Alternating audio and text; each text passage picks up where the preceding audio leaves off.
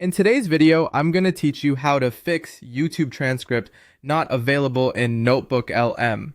If you've tried adding a YouTube video into NotebookLM and you get a message saying the transcript is not available, this usually means NotebookLM can't pull text from that video.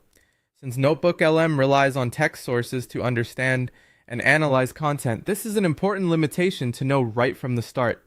In this walkthrough, I'll show you exactly how to get to the right place, test a YouTube link, and understand what to do if that error appears. First, open your search engine and search for NotebookLM. This is the quickest way to find the tool if you're not already on the website. Once the search results appear, select Google NotebookLM or simply click the first official result you see.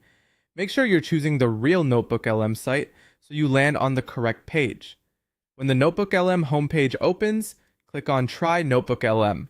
This will take you into the platform where you can start creating a workspace for your sources. After that, click on Create New Notebook.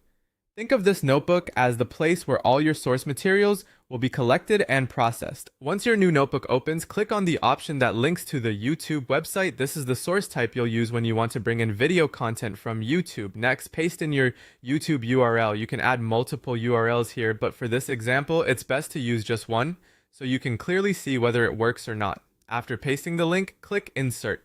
At this point, NotebookLM will try to read the video and extract its transcript.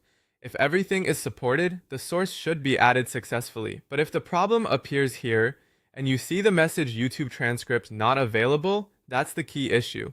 What this means, technically, is that you cannot use that specific YouTube video in NotebookLM unless the video has a usable text transcript. At least for now, NotebookLM depends on transcript text in order to process YouTube videos properly. So the fix is not usually inside NotebookLM itself. Instead, what you need to do is find a related version of that video or another source covering the same topic, and make sure that video includes an accessible text transcript before you paste it in. So if one link fails, don't keep retrying the same unsupported video. Search for a related video with the same kind of information, then use that source instead. As long as it has a transcript, NotebookLM is much more likely to accept it successfully.